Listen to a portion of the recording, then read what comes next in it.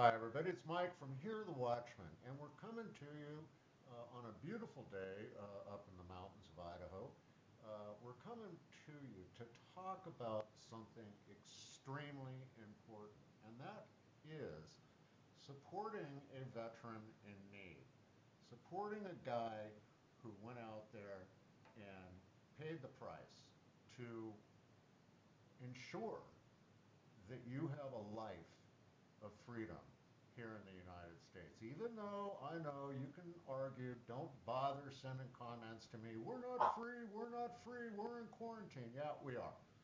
But it won't last forever, and you'd have zero rights if it wasn't for our veterans. I have with me today a dear friend, a brother, a guy who has come to the Hear the Watchman conferences. You know him. You can't miss him at the conferences. He's a big guy, and he happens to provide security for us and personally follows and monitors all of our speakers and me to make sure we're all safe and make sure that everyone in the room is safe. He is a veteran, Special Forces, does a lot of good in the country. Brian Krogmann, thank you for joining us today. Hey, thanks for having me on, Mike. Now, Brian, you're doing something kind of interesting, and folks, you can see a little bit of it up here on the screen, and that's no joke. That is what goes on when one of their brothers falls. It's not a pleasant thing, but they keep going.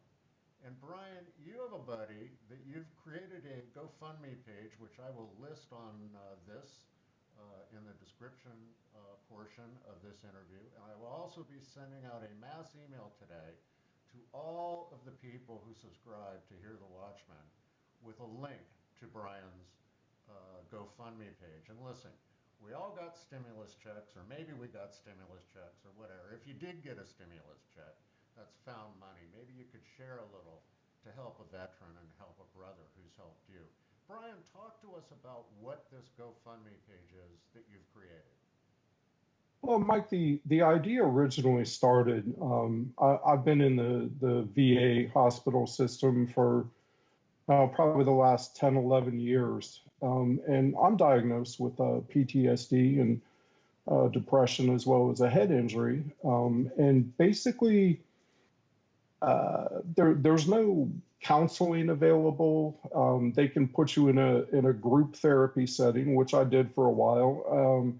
And I'm 50, and I was the youngest guy there by a good 20, 25 years. These guys were all Vietnam vets, and I mean, God bless them, and they had it so much worse than we did in the Middle East, so much worse.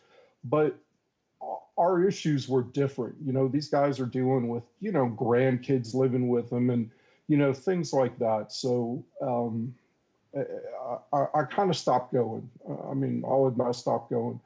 And the VA, their answer is really to just throw medications at you to try and quiet down your symptoms, quell your symptoms, the hyper alertness, the going from 0 to 100, being aggravated or upset or things like that. They just, I got a duffel bag, an army duffel bag full of medications, Mike. Honestly, if I'd thought, I'd have brought it in to show you. At one point, I did see, I actually paid for private counseling myself, and I found somebody that specialized in trauma for public safety, military personnel, stuff like that. And the one thing she said to me that really resonated was so many veterans do better outside of cities. And that stuck with me. This was probably 6 years ago now. I moved to Arizona for a while, but had to move back to the Midwest to help a family member that got pretty sick with some heart conditions and things.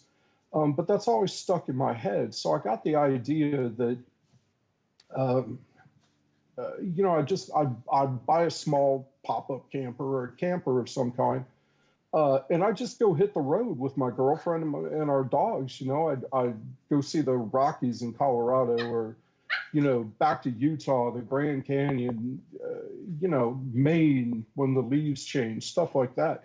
But then it occurred to me, man, if this resonates with me, how many other veterans are out there?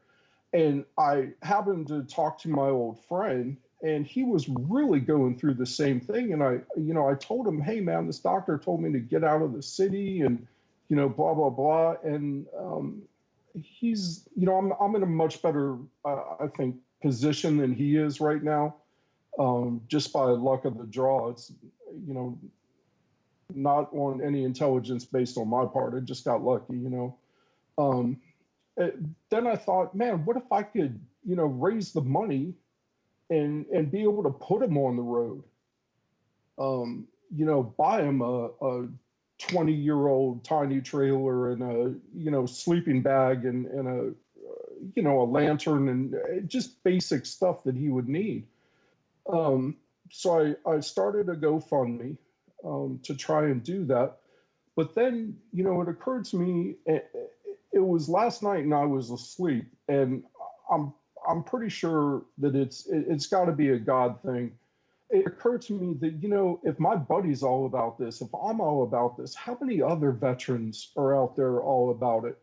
So it occurred to me, why stop with helping a battle buddy out? Why not just keep going? Can I provide five of these campers you know, to my buddy and maybe three vets that, need this same kind of grounding and therapy, and maybe a homeless vet, I could put him in a trailer. So it, not a trailer per se, but a small RV or whatever that could be moved as necessary.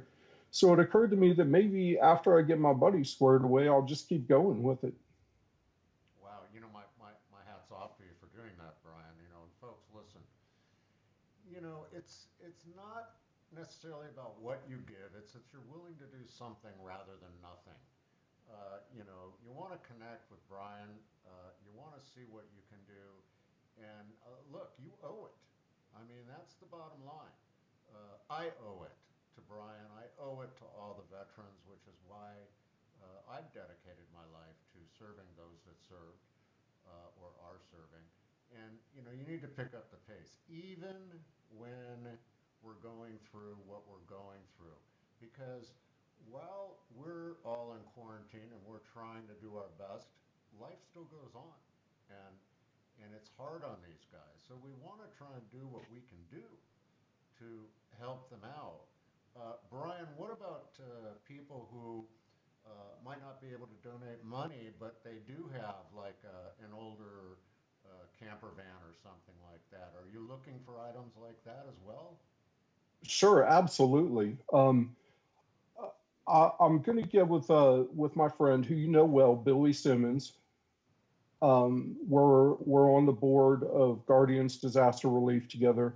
I'm going to get with him about forming a nonprofit for this, and that way, if people did have, an old pop-up trailer that maybe needed some work or something that the guys could get together and put a new floor in, say, or whatever, that would be a tax write-off for him. And Billy knows he's pretty smart with paperwork and stuff. He knows exactly how to do that. So I'm going to go ahead and try and do that.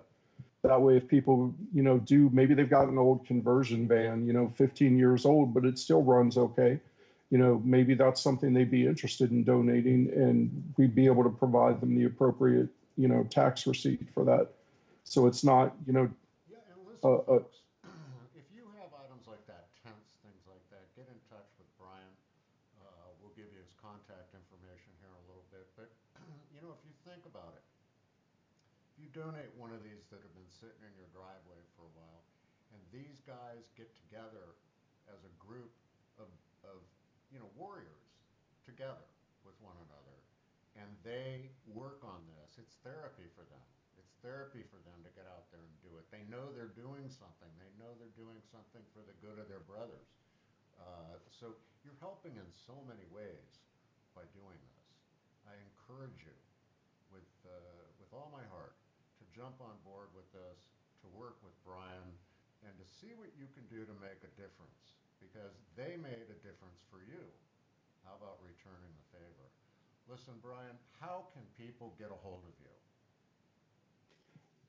they can email me at azrangers 2623@gmail.com. There you have it, folks. Get a hold of Brian. Let him know what you can do. And just thank him in the comments section here. Let's thank our veterans for what they've done, and let's pledge our support for them to do something to say thank you. Listen, Brian, I really appreciate what you've done for our country. I certainly appreciate what you've done for Hear the Watchman. God bless you for everything you're doing. Well, you as well, Mike. You're the spoke that, or the drive that makes all this happen. And I'm just a tool in God's toolbox. And like I said, every now and then he reaches in and he pulls out a chisel and he gets a old soldier like me. Um, but you're the guy that makes all this happen for the Watchmen, and really for your.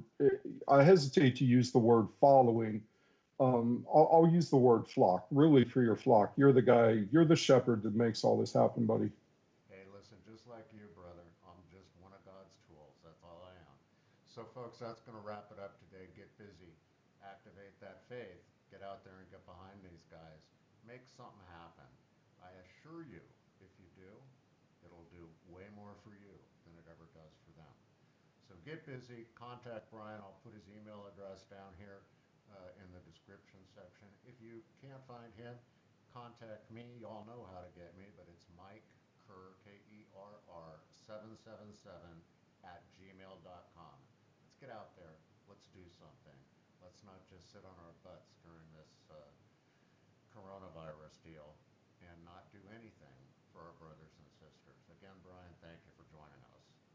Thanks so much for having me, Mike, and for spreading the word. I so appreciate you. All right, folks, we'll be back again with another report on the Watchman's Report tomorrow. Thank you for tuning in. Subscribe to this channel, click the bell so you know when we post things. Until then, don't ever forget there's absolutely nothing you can't do with Jesus in your heart, except nothing at all. Get out there and get busy. God bless each and every one of you. We'll see you next time here on the Watchman's Report.